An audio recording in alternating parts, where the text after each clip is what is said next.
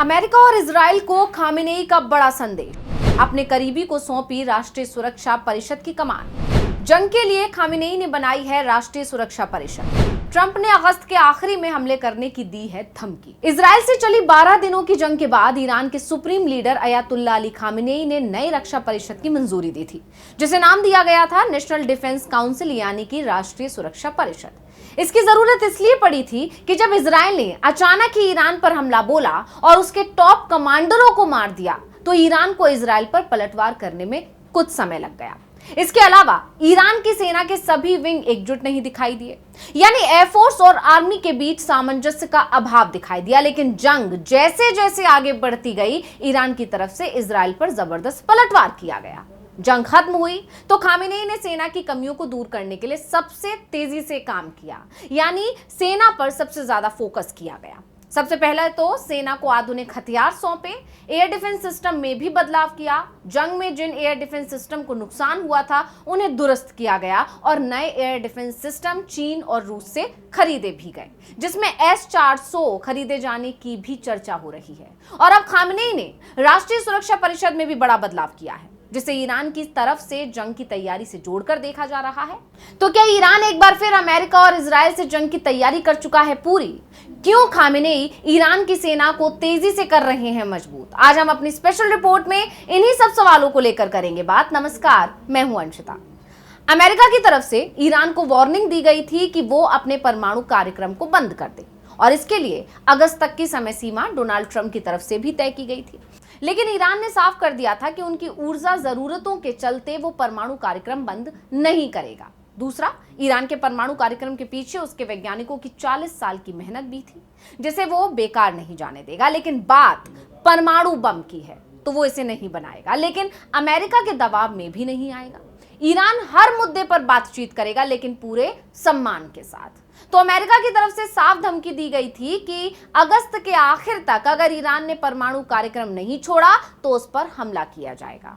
और अमेरिका की इसी धमकी को देखते हुए खामेनेई ने पहले से ही जंग की तैयारियां शुरू भी कर दी हैं। भले ही अभी इजराइल ईरान से जंग लड़ने की स्थिति में नहीं हो, लेकिन ईरान को इस बात का एहसास है कि उसकी जंग इजराइल से नहीं, अमेरिका से भी होना है, और वो इसे लेकर कोई समझौता करने को भी तैयार नहीं है। इसलिए खामेनेई इस समय सेना और सुरक्षा से जुड़े तमाम संगठनों में बड़े बदलाव कर रहे हैं, जिससे तेजी से फैसले लिए जा सके, और अगर अमेरिका या इजराइल की तरफ से हमला होता है तो तुरंत जवाब भी दिया जा सके।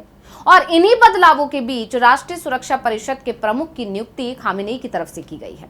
खामेनेई ने अली लारिजानी को राष्ट्रीय सुरक्षा परिषद का नया प्रमुख नियुक्त किया है। 68 वर्षीय Larijani Islamic revolutionary guard corps से जुड़े जनरल अली अकबर अहमदियान की जगह लेंगे।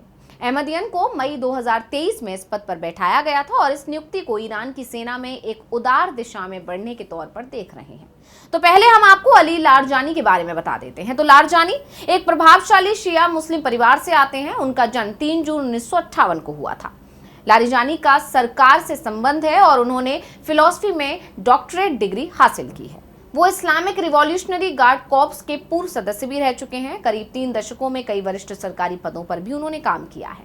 ईरान के सुप्रीम लीडर अली खामेनेई ने उन्हें मई 2020 में अपने सलाहकारों में से एक बनाया था। लारिजानी ने 2024 के राष्ट्रपति चुनाव के लिए नामांकन भी किया था, लेकिन उन्हें चुनाव लड़ने से अयोग्य ठहरा दिया गया। ये पहली बार नहीं था। 2005 में किस्मत आजमाई थी, मगर 6ठे नंबर पर रह गए थे। 2021 में भी दावेदारी पेश की, लेकिन तब भी बाहर का रास्ता दिखा दिया गया, जबकि उन्हें एक प्रमुख उम्मीदवार माना जा रहा था।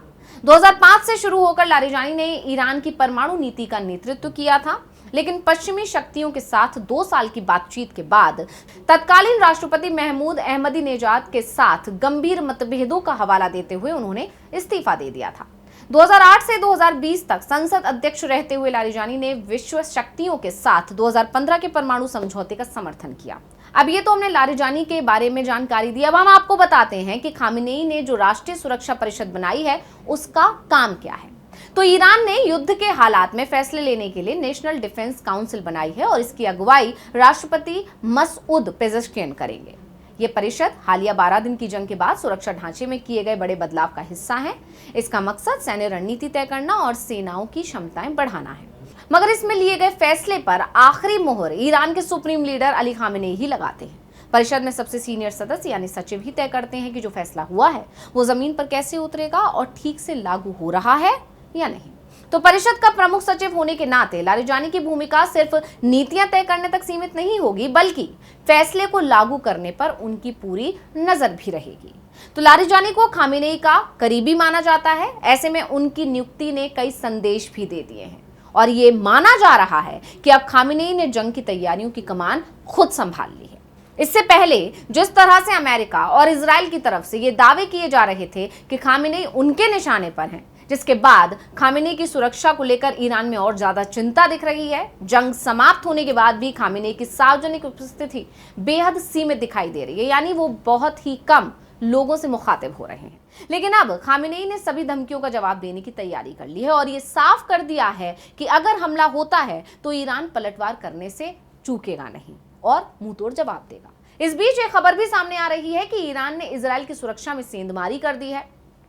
ईरान के 5000 जासूस इस समय पूरे इजराइल में फैल चुके हैं और इजराइल के हर फैसले और हर तैयारी की खबर ईरान को पहुंचा रहे हैं। यानी खामेनेई ने एक तरह से नेतन्याहू तक ये मैसेज पहुंचा दिया है कि अगर ईरान के किसी भी बड़े लीडर पर हमला होता है तो ईरान पलटवार जरूर करेगा। अगर इजराइल की खुफिया एजेंसी मोसाद ईरान में किसी लीडर या सैन्य कमांडर पर हमला करेगी तो ईरान के जासूस इजराइल में हमला करेंगे और निशाने पर इजरायली डिफेंस फोर्स के अधिकारी और इजराइल की टॉप लीडरशिप ही होगी, जिसमें नेतन्याहू का नाम भी शामिल है। इसके साथ ही ईरान की तरफ से अब इस बात के भी संकेत दिए जा रहे हैं कि वो अमेरिका से कोई बात नहीं करेगा। यानी एक बात तो साफ हो गई है कि ईरान की कमान खामेनेई से छीनने की जितनी भी कोशिश अमेरिका की तरफ से की जा रही थी वो पूरी तरह से नाकाम साबित हो चुकी है। खामेनेई पहले से ज्यादा मजबूत होकर सामने आए हैं। पिछले साल जरूर खामेनेई के खिलाफ ईरान में प्रदर्शन देखे गए थे, पर अब खामेनेई के समर्थन में ही जनसैलाब सड़क पर उतरता दिखाई दे रहा है। खामेनेई की सत्ता को तो पहले भी कोई चुनौती नहीं थी और जंग के बाद से तो उनके हालात और मजबूत हैं। दूसरी तरफ इजराइल के प्रधानमंत्री नेतन्याहू की मुश्किलें बढ़ती दिख रही हैं, वो मुश्किल में घिरते दिखाई दे रहे हैं। घर और बाहर दोनों ही जगह इजराइल मुश्किल में है, क्योंकि नेतन्याहू का विरोध अब उनके देश के अंदर ही शुरू हो गया है। वहीं दूसरी तरफ दुनिया के तमाम देश इजराइल से दूरी बना रहे हैं, तो इजराइल की सेना भी लंबे वक्त से जंग लड़ते हुए थकती दिखाई दे रही है और अब सेना के अंदर भी विरोध पनपने लगा है। तो स्पेशल रिपोर्ट आपको कैसी लगी हमें कमेंट करके अपनी राय जरूर दीजिएगा। इसी के साथ मुझे दीजिए इजाजत। देखते रहिए डीबी लाइव। नमस्कार। हमारे चैनल से जुड़े रहने के लिए YouTube पर टाइप करें डीबी लाइव, सब्सक्राइब बटन को क्लिक करें और बेल आइकन को दबाना ना भूलें ताकि खबरें आप तक पहुंचती रहें। देखते रहिए डीबी लाइव, क्योंकि यहाँ हैं खबरें लगातार।